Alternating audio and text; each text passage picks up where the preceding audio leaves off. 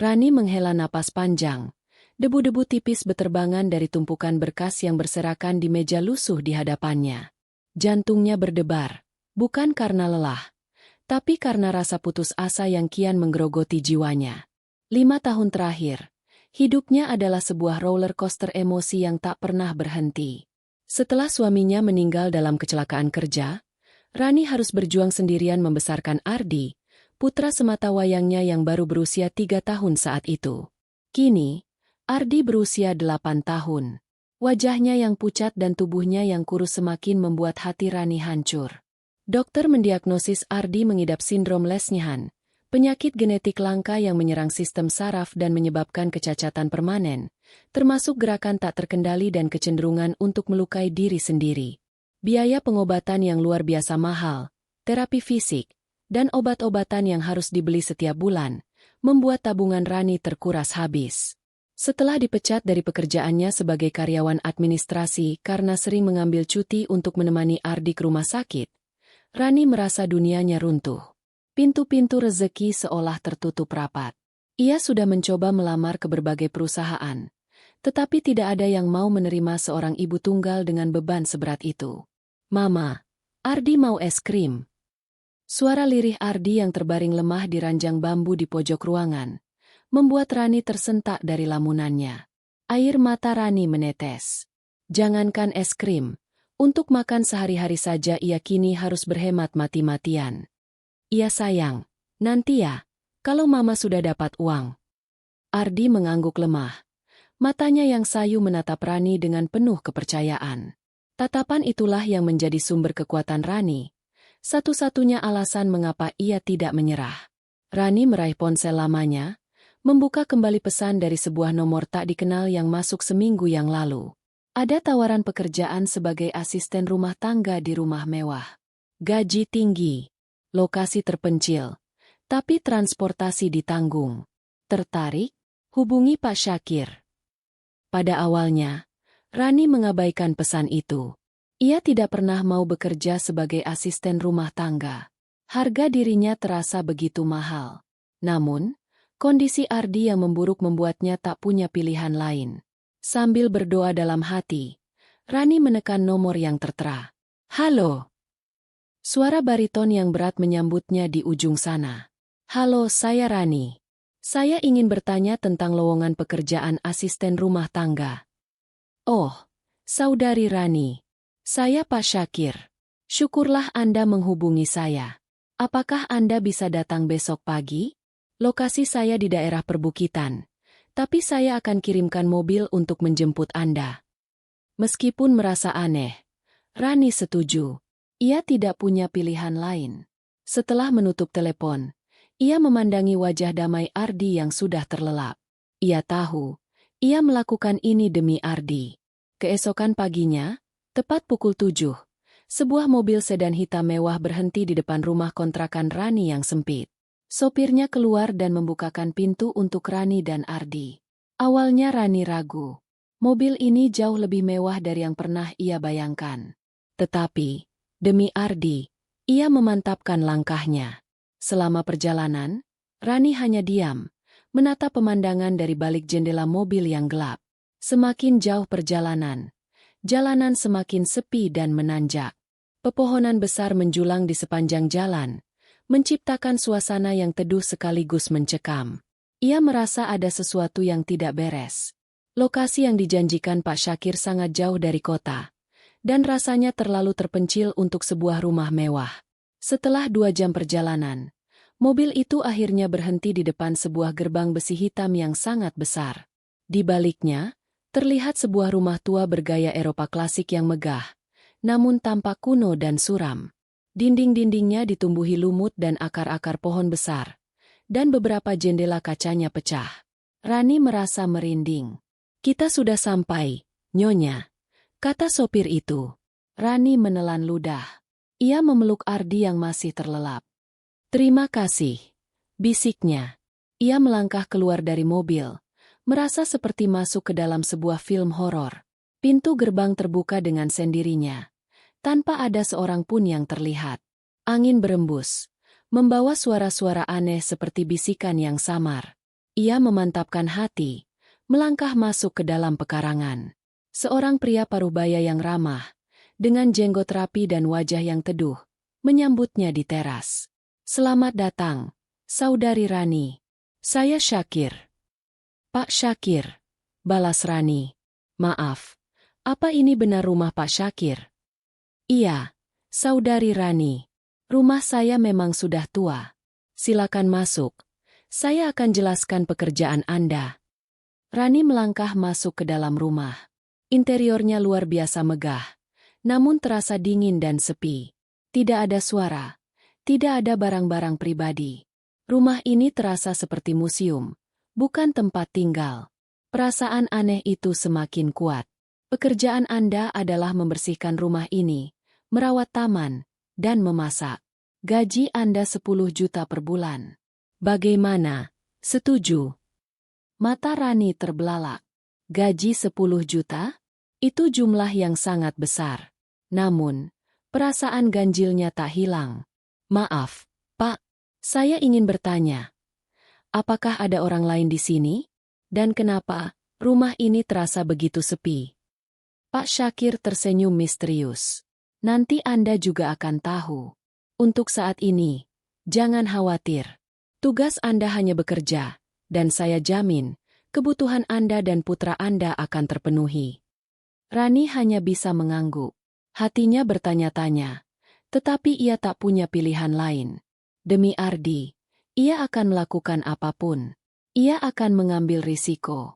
Malam pertama di rumah Pak Syakir, Rani tidak bisa tidur. Ia berbaring di kasur empuk yang disediakan di salah satu kamar tamu, menatap langit-langit kamar yang tinggi dan dihiasi ukiran-ukiran rumit. Ardi terlelap di sampingnya, tubuhnya yang kurus berselimut tebal. Sesekali, ia merintih dalam tidurnya, membuat hati Rani tercabik-cabik.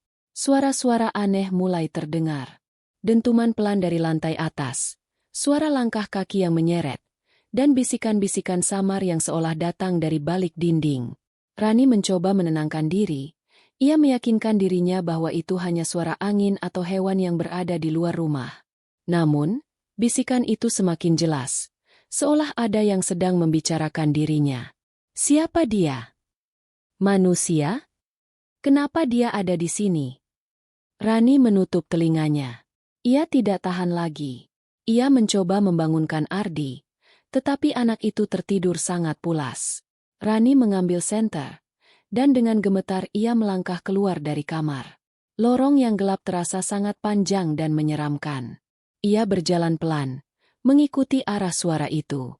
Suara itu membawanya ke sebuah ruangan besar yang dulunya mungkin adalah ruang keluarga. Ia melihat bayangan-bayangan aneh melintas di dinding. Bayangan seorang wanita berambut panjang, anak kecil yang berlari-lari, dan seorang pria tua yang duduk di kursi goyang. Rani menahan napas. Ia tidak berani mendekat. Ia mundur perlahan, kembali ke kamarnya, dan mengunci pintu.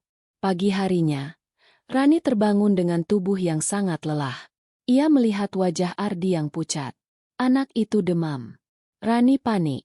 Ia segera mencari Pak Syakir. Namun rumah itu terasa sangat sepi. Ia berjalan dari satu ruangan ke ruangan lain, tetapi tidak ada seorang pun di sana. "Pak Syakir! Pak Syakir!" teriaknya. Tidak ada jawaban. Tiba-tiba, suara dering telepon terdengar dari balik pintu kamar Pak Syakir. Rani ragu, tetapi demi Ardi, ia membuka pintu. Ruangan itu sangat rapi, tidak ada barang-barang pribadi, hanya sebuah meja kerja dan sebuah kursi. Di atas meja, ada sebuah ponsel yang berdering. Rani mengangkatnya. "Halo, Saudari Rani. Maaf saya harus pergi sebentar. Saya ada urusan mendesak. Kalau ada apa-apa, Anda bisa hubungi saya lewat telepon ini." "Pak Syakir, Ardi demam. Badannya panas sekali. Saya tidak tahu harus berbuat apa." "Tenang, Rani. Saya akan segera kembali. Sebentar lagi, saya akan kirimkan obat untuk Ardi. Jangan khawatir." Rani menutup telepon dengan perasaan bingung. Obat apa? Dari mana obat itu datang? Ia hanya bisa menunggu, sambil mengompres Ardi. Sore harinya, Saat Rani sedang duduk di samping Ardi, pintu kamar tiba-tiba terbuka. Rani terkejut. Tidak ada siapa-siapa di balik pintu, tetapi di ambang pintu, ada sebuah botol kecil berisi cairan berwarna hijau. Rani mengintip keluar. Tidak ada siapa-siapa.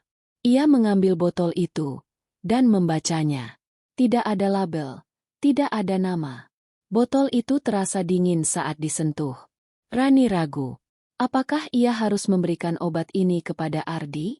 Bagaimana jika ini racun? Namun, kondisi Ardi semakin memburuk. Ia mulai kejang-kejang. Rani tidak punya pilihan lain. Ia membuka botol itu dan mencium baunya. Aromanya seperti rempah-rempah yang menenangkan. Ia memutuskan untuk percaya pada Pak Syakir. Ia meneteskan beberapa tetes cairan itu ke mulut Ardi. Anak itu menelan dengan susah payah. Beberapa menit kemudian, kejang Ardi berhenti. Demamnya perlahan turun. Wajahnya yang pucat mulai memerah kembali. Rani terisak. Ia memeluk Ardi erat-erat. Malam itu, Rani tidak mendengar suara-suara aneh lagi. Ia tertidur dengan nyenyak, memeluk Ardi. Ia tahu, ia harus mencari tahu siapa sebenarnya Pak Syakir. Malam-malam di rumah megah Pak Syakir menjadi sebuah misteri yang kian pekat bagi Rani. Setelah insiden Ardi demam dan sembuh berkat obat misterius itu, Rani merasa ada sesuatu yang jauh lebih besar dan aneh di balik semua ini. Ia tidak bisa mengabaikan suara-suara aneh yang terdengar di malam hari. Suara bisikan-bisikan samar, suara langkah kaki yang menyeret, dan suara tawa anak kecil yang melintas di koridor gelap. Semua itu terasa nyata, namun tidak ada siapapun di sana. Ardi, meskipun sudah sembuh, terkadang masih merintih dalam tidurnya. Rani tahu, penyakitnya belum benar-benar sembuh total, dan ia masih membutuhkan pengobatan berkelanjutan. Hatinya teriris setiap kali mendengar rintihan itu, dan rasa putus asa kembali menyergapnya. Suatu malam, saat Rani sedang membaca buku di kamar, ia mendengar suara gemuruh dari lantai atas. Suara itu seperti barang-barang berat yang berjatuhan. Rani memeluk Ardi yang tertidur. Jantungnya berdebar kencang. Ia mencoba menenangkan dirinya sendiri, meyakinkan dirinya bahwa itu hanya halusinasi. Namun, suara itu semakin keras, diikuti dengan suara-suara seperti orang yang sedang bertengkar. Kenapa kau membawanya ke sini? Dia hanya manusia biasa. Dia lemah. Dia akan mati di sini. Rani terkejut. Ia tidak bisa lagi mengabaikannya. Ia tahu, suara-suara itu bukan berasal dari dunia manusia. Ia yakin, rumah ini dihuni oleh makhluk-makhluk lain. Makhluk-makhluk yang tidak terlihat oleh mata telanjang. Dengan memberanikan diri, Rani mengambil senter dan melangkah keluar dari kamar. Ia berjalan perlahan, mengikuti suara-suara itu yang membawanya ke sebuah ruangan besar di lantai 2. Pintu ruangan itu tertutup, tetapi ia bisa mendengar suara-suara itu dengan sangat jelas dari balik pintu. Rani menempelkan telinganya ke pintu, mencoba mendengar apa yang mereka katakan. Suara-suara itu kini menjadi percakapan yang lebih jelas. Rani mendengar suara wanita yang lembut, suara pria yang tegas, dan suara tawa anak-anak yang riang. Mereka berbicara tentang dirinya, tentang Ardi, dan tentang alasan mengapa Pak Syakir membawanya ke sini. Dia memiliki hati yang tulus, kata suara wanita. Dia hanya ingin menyembuhkan putranya. Tapi dia tidak bisa melihat kita, balas suara pria. Dia akan takut jika dia tahu. Rani merasa merinding. Ia yakin, suara-suara itu milik keluarga Pak Syakir. Ia tahu, Pak Syakir adalah seorang jin muslim, dan suara-suara itu adalah suara keluarganya. Rani mundur perlahan, kembali ke kamarnya, dan mengunci pintu. Ia merasa ketakutan, tetapi ia juga merasa penasaran. Ia ingin tahu lebih banyak tentang Pak Syakir dan keluarganya. Malam itu, Rani tidak bisa tidur. Ia terus memikirkan apa yang ia dengar. Ia mencoba memahami mengapa Pak Syakir, seorang jin muslim, mau menolongnya. Ia tahu, ia harus bertanya langsung kepada Pak Syakir. Ia harus mencari tahu apa yang sebenarnya terjadi. Pagi harinya, saat Rani sedang membersihkan ruang tamu, ia melihat sebuah foto di atas perapian. Foto itu adalah foto keluarga Pak Syakir. Ia melihat Pak Syakir yang tersenyum ramah, seorang wanita cantik di sampingnya, dan dua anak kecil yang menggemaskan. Rani merasa aneh. Ia tidak pernah melihat wanita dan anak-anak itu di rumah ini. Mereka ada di sini, kata Pak Syakir. Tiba-tiba muncul di belakang Rani. Mereka selalu ada di sini. Rani terkejut. Ia membalikan badan, menatap Pak Syakir dengan pandangan yang penuh tanya. Pak Syakir, siapa sebenarnya Bapak? Pak Syakir tersenyum. Saudari Rani, saya rasa sudah waktunya saya menjelaskan semuanya. Ikutlah saya. Pak Syakir membawa Rani ke sebuah ruangan di lantai bawah tanah. Ruangan itu terlihat seperti perpustakaan, dengan rak-rak buku yang tinggi dan meja-meja kerja yang penuh dengan gulungan-gulungan kuno. Di tengah ruangan, ada sebuah lingkaran sihir yang terbuat dari batu-batu kristal. Duduklah, Rani, kata Pak Syakir. Saya akan ceritakan semuanya. Rani duduk di sebuah kursi tua yang empuk, menatap Pak Syakir dengan perasaan campur aduk. Ia takut, tetapi ia juga penasaran. Ia tahu, Pak Syakir akan mengungkapkan rahasia yang selama ini ia sembunyikan. Saudari Rani, Pak Syakir memulai. Saya adalah seorang jin.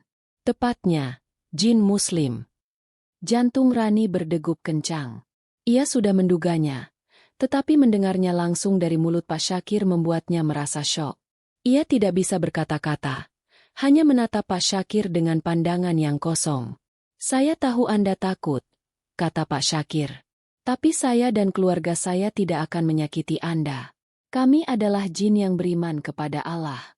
Kami hanya ingin membantu Anda. Pak Syakir menjelaskan bahwa ia dan keluarganya adalah keturunan dari jin yang pernah hidup di zaman Nabi Sulaiman. Mereka memiliki kemampuan untuk menolong manusia, tetapi mereka tidak bisa sembarangan menunjukkan diri. Mereka harus menunggu waktu yang tepat, dan orang yang tepat. Saya melihat Anda dalam mimpi, kata Pak Syakir. Saya melihat penderitaan Anda, dan saya merasa terpanggil untuk menolong Anda. Saya tahu Anda memiliki hati yang tulus, dan Anda tidak akan takut kepada kami. Rani menangis. Ia merasa lega. Ia merasa tidak sendirian lagi. Ia tahu, ia telah menemukan orang yang bisa ia percaya. Ia menceritakan semua kisahnya, tentang suaminya yang meninggal, tentang penyakit Ardi, dan tentang perjuangannya untuk bertahan hidup. Pak Syakir mendengarkan dengan penuh perhatian. Ia mengangguk-angguk, dan sesekali mengusap punggung Rani. Anda adalah wanita yang kuat, Rani. Anda adalah ibu yang hebat.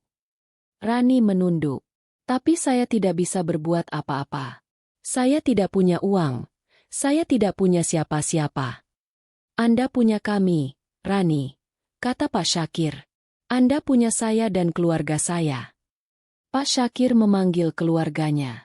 Tiba-tiba, di hadapan Rani, muncul seorang wanita yang cantik, dan dua anak kecil yang menggemaskan. Rani terkejut, tetapi ia tidak merasa takut. Ia bisa merasakan kebaikan dari mereka. Ini istri saya, Fatimah, kata Pak Syakir. Dan ini putra saya, Hasan, dan putri saya, Husna. Rani tersenyum. Ia menyalami mereka. Ia merasa seperti berada di tengah keluarga sendiri. Fatimah memeluknya, dan Hasan serta Husna mengulurkan tangan mereka untuk memeluk Rani. Kami akan bantu Anda, Rani, kata Fatimah. Kami akan menyembuhkan putra Anda. Rani terisak. Ia tidak pernah membayangkan. Ia akan mendapatkan bantuan dari dunia gaib. Ia tidak pernah membayangkan. Ia akan menemukan keluarga baru di rumah yang angker ini. Ia tahu. Ia telah membuat pilihan yang tepat. Ia tidak akan pergi dari sini. Rani masih merasa syok. Di hadapannya, bukan hanya Pak Syakir, tapi juga keluarganya yang berwujud manusia. Tersenyum ramah seolah mereka adalah tetangga yang baru pindah. Ia tak bisa mengalihkan pandangannya dari Fatimah, istri Pak Syakir, yang wajahnya memancarkan kelembutan dan kedamaian. Hasan dan Husna, dua anak kecil yang menggemaskan, kini berlari-lari mengitari kaki Rani, tertawa riang. Kenapa? Suara Rani tercekat. Kenapa kalian bisa seperti manusia? Pak Syakir tersenyum. Ini adalah wujud yang kami pilih agar Anda tidak takut. Rani, wujud kami yang sesungguhnya mungkin akan membuat Anda terkejut. Fatimah mengulurkan tangannya, menyentuh pundak Rani dengan lembut. Kami adalah jin muslim. Kami bukan makhluk jahat yang sering diceritakan dalam dongeng. Kami juga memiliki keluarga, perasaan, dan iman. Kami beriman kepada Allah, sama seperti Anda. Rani menunduk. Air matanya menetes. Bukan air mata ketakutan, melainkan air mata kelegaan. Selama ini, ia hidup dalam ketakutan dan kesendirian. Namun, kini, di hadapan keluarga jin ini, ia merasa damai. Ia merasa menemukan keluarga baru, yang tak memandangnya sebelah mata, bahkan saat ia berada dalam kondisi terpuruk. Aku tidak tahu harus bilang apa, bisik Rani. Tidak perlu berkata apa-apa, kata Pak Syakir. Kami mengerti penderitaan Anda. Kami sudah melihat semua yang Anda alami. Pak Syakir lalu menceritakan kisahnya. Ia berasal dari keturunan jin yang beriman sejak lama. Mereka tinggal di alam jin, tetapi sesekali datang ke alam manusia untuk membantu orang-orang yang membutuhkan. Mereka tidak sembarangan memilih orang. Mereka mencari orang-orang yang memiliki hati yang tulus dan tidak putus asa dalam beribadah. Kami tahu, Anda adalah orangnya, Rani, kata Pak Syakir. Kami melihat bagaimana Anda berjuang untuk putra Anda. Kami melihat bagaimana Anda tetap bersabar, meskipun cobaan datang silih berganti. Rani merasa terharu. Ia tidak pernah menyangka ada makhluk lain yang melihat perjuangannya. Ia tidak pernah menyangka ia akan menemukan pertolongan di tempat yang tak pernah ia duga. Ia pun menceritakan semua keraguan yang ia rasakan sejak awal. Tentang bisikan-bisikan, tentang bayangan-bayangan, dan tentang suara-suara aneh di rumah itu. Pak Syakir tersenyum. Itu adalah anggota keluarga kami yang lain. Mereka mencoba berkomunikasi dengan Anda, tapi mereka tidak bisa melihat Anda secara langsung. Rani menghela napas. Lalu obat yang Bapak berikan untuk Ardi, itu dari mana? Itu adalah obat dari alam jin, jawab Pak Syakir. Obat itu terbuat dari bahan-bahan khusus yang hanya ada di sana. Obat itu tidak hanya menyembuhkan penyakit fisik, tetapi juga penyakit spiritual. Rani terdiam sejenak. Ia menyadari, ada kebaikan yang besar di balik semua keanehan ini. Ia tahu, ia harus mengambil keputusan. Ia bisa saja lari, kembali ke dunia manusia dan mencari cara lain untuk menyembuhkan Ardi. Namun, ia juga tahu, Pak Syakir dan keluarganya adalah satu-satunya harapan yang ia miliki. Pak Syakir, kata Rani, suaranya bergetar. Aku percaya pada Bapak. Aku akan tinggal. Pak Syakir tersenyum, wajahnya memancarkan kelegaan. Terima kasih, Rani. Anda tidak akan menyesal. Kami akan merawat Anda dan putra Anda seperti keluarga kami sendiri. Rani tidak bisa lagi menahan tangisnya. Ia memeluk Fatimah, dan Fatimah membalas pelukannya. Rani merasa hangat. Ia merasa aman. Ia tahu, ia telah menemukan rumahnya yang baru. Setelah malam pengakuan yang penuh emosi itu, Rani menjalani hari-harinya di rumah Pak Syakir dengan perasaan yang berbeda. Ia tidak lagi merasa takut atau khawatir. Hubungannya dengan Pak Syakir dan keluarganya semakin erat. Rani mulai menganggap mereka sebagai keluarga sendiri. Setiap pagi, Rani membersihkan rumah, memasak, dan merawat Ardi. Fatimah, istri Pak Syakir, sering menemaninya, mengajarkan Rani cara memasak hidangan-hidangan khas alam jin yang rasanya luar biasa lezat. Fatimah juga sering bercerita tentang kehidupannya di alam jin, tentang bagaimana mereka hidup, berinteraksi, dan beribadah. Anak-anak Pak Syakir, Hasan dan Husna, juga sangat menyayangi Ardi. Mereka sering bermain bersama, meskipun Ardi tidak bisa melihat mereka secara langsung. Rani bisa mendengar suara tawa riang mereka, dan ia bisa melihat Ardi tertawa dan tersenyum, seolah ia bisa melihat teman-teman barunya. Rani pun mulai terbuka. Ia menceritakan semua kesulitannya, tentang bagaimana ia harus membiayai pengobatan Ardi, tentang bagaimana ia merasa putus asa. Pak Syakir dan Fatimah mendengarkan dengan penuh perhatian. Mereka tidak hanya memberikan dukungan emosional, tetapi juga memberikan bantuan nyata. Suatu hari, Pak Syakir memberikan Rani sebuah tas berisi uang tunai yang jumlahnya sangat besar. Ini untuk pengobatan Ardi. Rani, jangan khawatir. Anda tidak perlu menggantinya. Ini adalah bagian dari takdir Anda. Rani terisak. Ia tidak pernah membayangkan ia akan menerima bantuan sebesar ini. Ia merasa sangat berterima kasih, dan ia merasa utang budi. Pak Syakir, aku tidak tahu harus bilang apa. Tidak perlu, Rani. Ini adalah takdir. Kami hanyalah perantara. Semua ini adalah kehendak Allah. Rani mengangguk. Ia tahu, ia telah menemukan lebih dari sekadar pekerjaan. Ia telah menemukan sebuah keluarga yang siap menolongnya tanpa pamrih. Ia merasa lebih kuat, lebih berani, dan lebih bahagia. Ia tahu, ia bisa melewati semua ini, karena ia tidak sendirian. Suatu malam, saat Ardi sudah terlelap, Rani duduk di teras, menatap langit malam yang bertabur bintang. Pak Syakir duduk di sampingnya, ikut menatap langit. Rani, saya tahu Anda ingin menyembuhkan Ardi seutuhnya, kata Pak Syakir. Ada satu cara lain, tapi itu akan membutuhkan pengorbanan.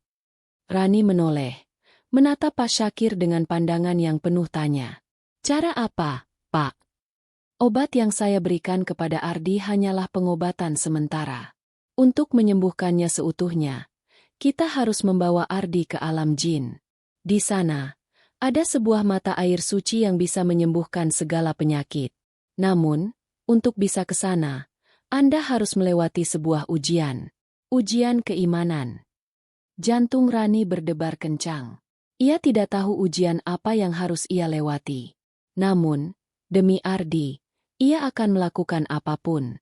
Aku siap, Pak, kata Rani. Mantap, aku akan melakukan apapun demi Ardi. Pak Syakir tersenyum. Baiklah, Rani. Besok, kita akan mulai. Besok, saya akan ajak Anda ke tempat yang tidak pernah Anda bayangkan. Pagi harinya, Rani sudah siap. Ia menggendong Ardi yang masih terlelap. Wajahnya terlihat lebih segar dari biasanya. Sebuah pertanda baik. Ia melangkah keluar dari kamar, menuju ke halaman belakang, di mana Pak Syakir sudah menunggunya. Sudah siap, Rani? Tanya Pak Syakir, suaranya tenang. Rani mengangguk mantap. Siap, Pak. Pak Syakir memimpin Rani ke sebuah area di tengah taman, yang ditutupi oleh semak belukar lebat. Di sana, Rani melihat sebuah pohon beringin yang sangat besar, dengan akar-akar yang menjuntai ke tanah. Pak Syakir menyentuh salah satu akarnya, dan tiba-tiba, sebuah cahaya keperakan muncul, membentuk sebuah gerbang. Ini adalah gerbang menuju alam jin, kata Pak Syakir. Anda harus melewati gerbang ini. Saya tidak bisa menemani Anda, karena Anda harus pergi sendirian. Rani menelan ludah. Ia merasa takut, tetapi ia juga merasa penasaran. Ia tahu, ia harus melakukan ini demi Ardi. Ia memantapkan langkah, melangkah masuk ke dalam gerbang cahaya itu. Begitu ia masuk, ia merasa seperti terbang. Ia melihat bintang-bintang, galaksi-galaksi, dan planet-planet yang sangat indah. Ia merasa seperti berada di luar angkasa.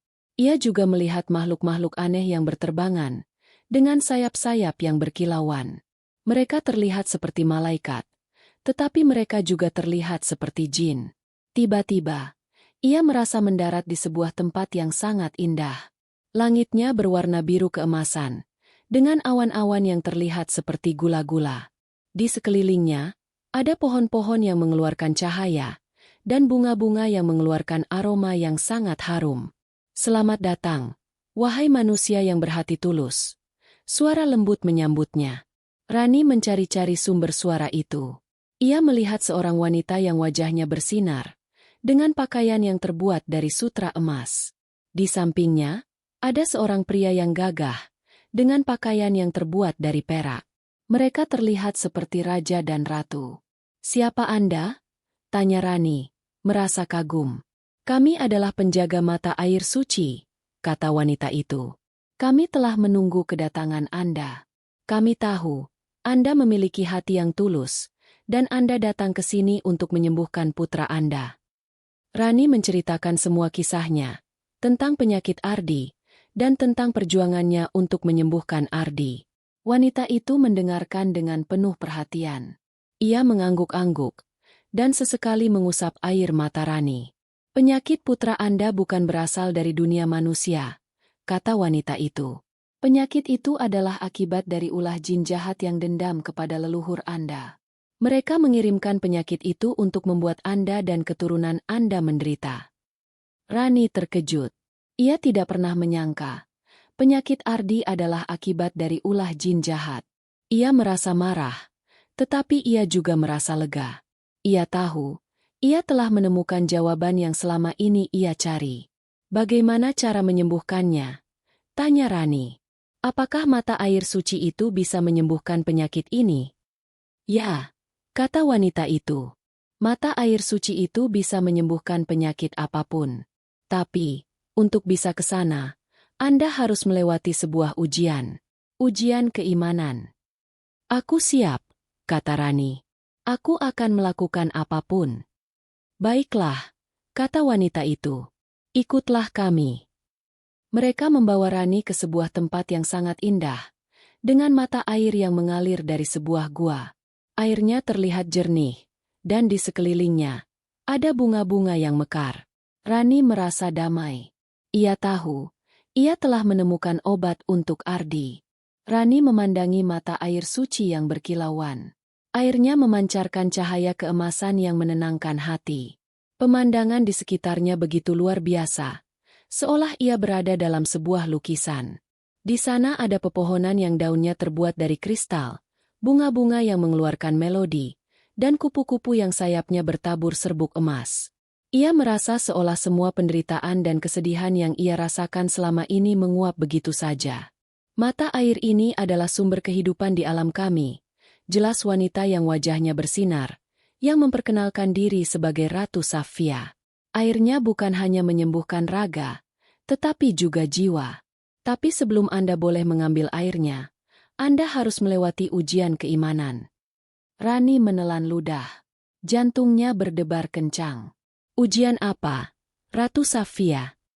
Anda harus berjalan di atas jembatan yang terbuat dari cahaya. Jawab Raja Zaki, suami Ratu Safia. Jembatan ini akan menguji keimanan Anda. Jika hati Anda penuh keraguan, jembatan ini akan menghilang, dan Anda akan jatuh ke dalam jurang kegelapan.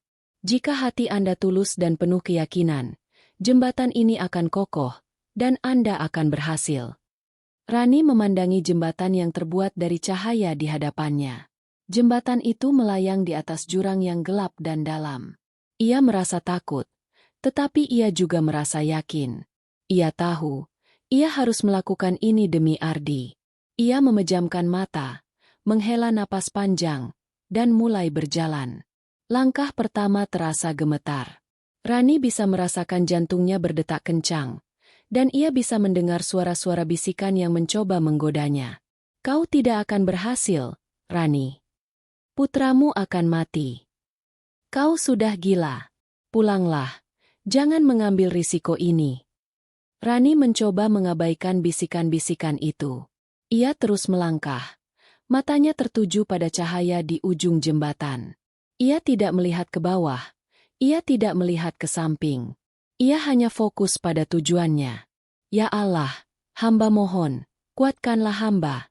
Bisik Rani, terus-menerus membaca syalawat. Tiba-tiba, ia melihat bayangan-bayangan muncul di hadapannya. Bayangan suaminya yang tersenyum, bayangan ibunya yang menatapnya dengan bangga, dan bayangan Ardi yang berlari-lari riang. Bayangan-bayangan itu mencoba menggodanya, membuat ia merasa bahagia, dan membuat ia ingin berhenti. Namun, Rani tahu, ini adalah ujian.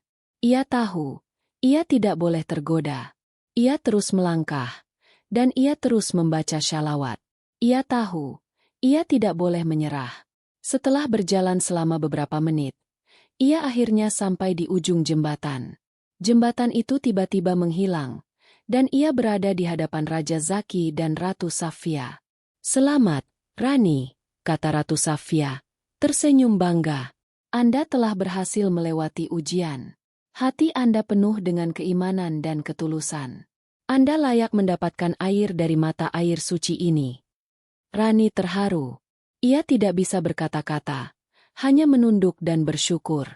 Raja Zaki dan Ratu Safia mengizinkannya untuk mengambil air dari mata air suci itu. Rani mengambil sebuah botol kecil dan mengisinya dengan air.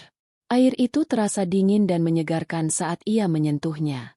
Ia tahu, ia telah menemukan obat yang bisa menyembuhkan Ardi. Ia berpamitan kepada Raja Zaki dan Ratu Safia, dan ia melangkah kembali ke gerbang cahaya. Ia melangkah keluar dari gerbang, dan ia kembali ke rumah Pak Syakir. Ia melihat Pak Syakir menunggunya di depan gerbang. "Rani bagaimana?" tanya Pak Syakir, wajahnya cemas. Rani tersenyum. Ia menunjukkan botol kecil berisi air dari mata air suci itu. "Aku berhasil, Pak." Pak Syakir tersenyum. Wajahnya memancarkan kelegaan. Ia memeluk Rani. Ia memeluknya seperti seorang ayah. "Alhamdulillah, Rani. Sekarang, kita akan menyembuhkan putra Anda." Rani memandang Ardi yang terbaring lemah di ranjangnya. Botol kecil berisi air keemasan dari mata air suci itu terasa berat di tangannya, seberat harapan yang ia sandarkan di dalamnya.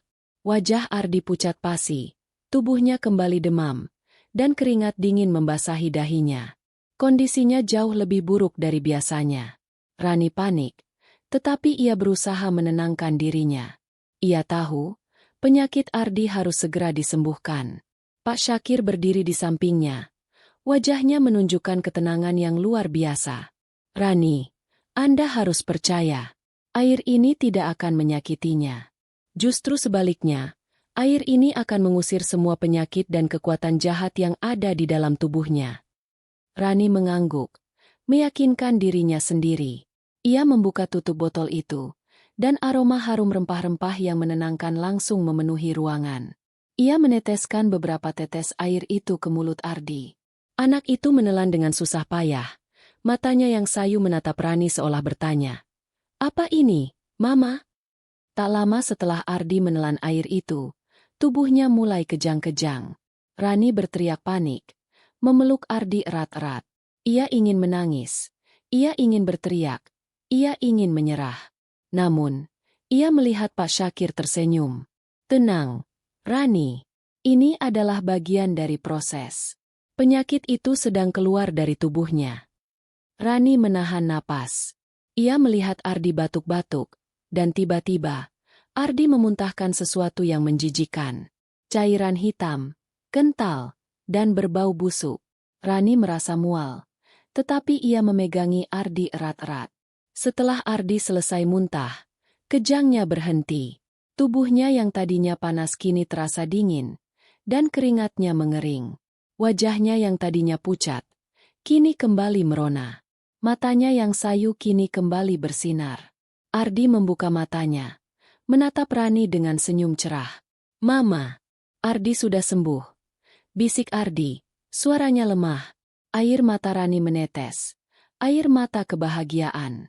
Ia memeluk Ardi, ia mencium keningnya, ia mengucapkan syukur berkali-kali. Ia tidak bisa menggambarkan betapa leganya ia. Ia tahu, ia telah menemukan keajaiban. Ia tahu, ia telah menemukan obat yang selama ini ia cari. Ardi bangun, dan ia meminta makan. Rani memasak makanan kesukaan Ardi, dan Ardi makan dengan lahapnya. Rani tidak bisa berhenti tersenyum. Ia melihat Ardi bermain, ia melihat Ardi tertawa, ia melihat Ardi hidup. Malam itu, Rani tidak bisa tidur. Ia duduk di samping Ardi, menatap wajah damai anaknya. Ia tahu, hidupnya tidak akan sama lagi. Ia tahu, ia telah menemukan keajaiban, dan ia tahu, ia telah menemukan keluarga baru di rumah ini. Setelah Ardi sembuh total, hidup Rani di rumah Pak Syakir terasa seperti mimpi. Ardi kini bisa berlari, bermain, dan tertawa lepas layaknya anak seusianya. Punggung Rani yang selama ini terasa berat, kini terasa ringan. Ia menjalani hari-harinya dengan penuh rasa syukur. Meskipun Ardi tidak bisa melihat Hasan dan Husna, ia bisa mendengar suara tawa riang mereka, dan ia merasa senang. Suatu sore, saat Rani sedang menyirami bunga-bunga di taman, ia melihat seorang wanita yang wajahnya sangat cantik, dengan pakaian yang gemerlap. Wanita itu tersenyum manis, dan melangkah mendekat. "Halo, Rani," kata wanita itu. Suaranya lembut. "Aku mendengar cerita tentangmu. Aku tahu, kau adalah wanita yang kuat." Rani merasa bingung. Ia tidak pernah melihat wanita ini di rumah Pak Syakir. Ia merasa ada sesuatu yang tidak beres. "Siapa Anda?" tanya Rani. Hatinya berdebar. "Aku adalah Ratu Iblis," jawab wanita itu, tersenyum sinis. "Aku datang ke sini untuk mengajakmu kembali ke dunia manusia. Aku bisa memberimu kekayaan, kekuasaan, dan segala yang kau inginkan. Kau tidak perlu tinggal di sini, di tempat yang angker ini. Pulanglah, Rani. Pulanglah ke dunia manusia." Rani terkejut. Ia merasa takut. Ia merasa bingung. Ia memandangi wajah wanita itu yang sangat cantik, tetapi ia juga bisa merasakan aura jahat yang terpancar dari dirinya. Ia tahu, ia tidak boleh tergoda. Ia tahu, ia harus menolak tawaran itu. "Aku tidak butuh kekayaan," kata Rani. Suaranya bergetar. "Aku tidak butuh kekuasaan. Aku hanya butuh keluarga, dan aku sudah menemukannya di sini." Wanita itu tertawa. Tawanya terdengar seperti lonceng. "Kau bodoh, Rani. Kau akan menyesal. Kau akan kehilangan semua yang kau miliki. Pulanglah, sebelum terlambat." "Aku tidak akan pulang," kata Rani. "Mantap. Aku tidak akan meninggalkan Pak Syakir dan keluarganya. Mereka adalah keluargaku." Wajah wanita itu berubah menjadi marah. Matanya memerah, dan suaranya menjadi berat. "Kau menolakku, Rani? Kau akan mati di sini. Kau akan menderita." Tiba-tiba, suara Pak Syakir terdengar. "Kembalilah ke tempatmu, wahai jin yang terlaknat. Jangan ganggu Rani."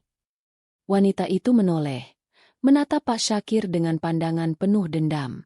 Ia berteriak marah, dan tiba-tiba, tubuhnya menghilang dalam kepulan asap hitam. Rani menoleh ke belakang, menatap Pak Syakir yang berdiri di belakangnya. "Siapa dia, Pak?" "Dia adalah jin jahat, Rani. Dia adalah musuh kami. Dia mencoba menggoda Anda agar Anda meninggalkan kami." Rani menangis. Ia memeluk Pak Syakir erat-erat. "Terima kasih, Pak. Terima kasih sudah melindungiku." Pak Syakir tersenyum. Ia mengusap punggung Rani. "Anda tidak perlu berterima kasih, Rani. Anda adalah bagian dari keluarga kami. Kami akan selalu melindungi Anda. Anda telah berhasil melewati ujian. Hati Anda penuh dengan keimanan, dan itu adalah kekuatan terbesar Anda." 2 tahun telah berlalu sejak Ardi sembuh total. Rumah Pak Syakir, yang tadinya terasa asing dan menyeramkan bagi Rani, kini menjelma menjadi rumah yang penuh kehangatan dan kebahagiaan. Ardi tumbuh menjadi anak yang sehat, ceria, dan sangat pintar. Rani melihat putra kecilnya yang dulu lemah, kini bisa bermain bola dengan riang di halaman luas, meskipun ia masih tidak bisa melihat Hasan dan Husna yang selalu menemaninya. Rani sendiri merasa hidupnya telah berubah total. Ia tidak lagi dihantui rasa putus asa dan kesendirian. Hati dan jiwanya kini terasa penuh, berkat kehadiran Pak Syakir, Fatimah, dan anak-anak mereka. Ia belajar banyak hal dari keluarga jin muslim ini, terutama tentang kesabaran, keikhlasan, dan kekuatan iman. Ia tahu, kebaikan yang ia terima adalah karunia dari Allah, yang disampaikan melalui perantara keluarga gaib ini. Malam itu, saat Ardi sudah terlelap, Rani duduk di teras, ditemani Pak Syakir. Udara terasa dingin, tetapi hati Rani terasa hangat. Ia tahu, sudah saatnya ia mengambil keputusan. Ardi sudah sembuh total, dan ia harus kembali ke dunia manusia. Ia harus melanjutkan hidupnya, dan membesarkan Ardi di tengah-tengah manusia. "Pak Syakir," kata Rani, suaranya pelan. Aku rasa sudah saatnya aku kembali. Pak Syakir menoleh. Wajahnya menunjukkan kesedihan yang tak bisa disembunyikan. Sudah secepat ini, Rani? Rani tersenyum. Iya, Pak. Ardi sudah sembuh. Aku tidak bisa selamanya di sini. Aku harus kembali ke dunia manusia. Aku harus bekerja dan membesarkan Ardi seperti anak-anak pada umumnya. Pak Syakir menghela napas. Saya mengerti, Rani. Keputusan Anda sudah tepat. Kami akan merindukan Anda dan putra Anda. Keesokan paginya, Rani mengemasi barang-barangnya. Ia memeluk Fatimah, dan Fatimah membalas pelukannya dengan erat. Fatimah menangis, dan Rani pun ikut menangis. Hasan dan Husna mengelilingi Ardi, seolah ingin berpamitan. Meskipun Ardi tidak bisa melihat mereka, ia bisa merasakan kehadiran mereka. Sampai jumpa, teman-teman, kata Ardi, tersenyum ceria. Rani memeluk Pak Syakir. Terima kasih banyak, Pak. Terima kasih untuk semuanya. Aku tidak akan pernah melupakan kebaikan Bapak dan keluarga. Jaga dirimu baik-baik, Rani, kata Pak Syakir. Jaga imanmu, dan jangan pernah melupakan kami. Kami akan selalu berada di sisimu, meskipun Anda tidak bisa melihat kami. Sebuah mobil sedan hitam yang sama seperti saat ia dijemput, kini datang untuk mengantar Rani dan Ardi. Rani melangkah masuk, ia melihat ke belakang, melihat Pak Syakir dan keluarganya yang berdiri di depan rumah, melambaikan tangan. Hati Rani terasa berat, tetapi ia tahu, ini adalah takdir. Ini adalah akhir dari sebuah perjalanan, dan awal dari sebuah kehidupan baru. Rani dan Ardi tiba di rumah kontrakan mereka yang dulu. Rumah itu terasa asing, sepi, dan dingin. Rani merasa ada yang hilang. Ia merindukan kehangatan rumah Pak Syakir. Ia merindukan kehadiran Fatimah. Ia merindukan tawa riang Hasan dan Husna. Namun, ia harus beradaptasi. Ia harus kembali ke kehidupannya yang dulu, meskipun dengan hati yang baru. Rani kembali melamar pekerjaan, dan kali ini, ia diterima di sebuah perusahaan swasta. Gajinya tidak sebesar yang diberikan Pak Syakir, tetapi cukup untuk membiayai kebutuhan sehari-hari dan sekolah Ardi. Ardi masuk sekolah, dan ia dengan cepat beradaptasi dengan lingkungan barunya. Ia memiliki banyak teman, dan ia menjadi anak yang paling ceria di kelasnya.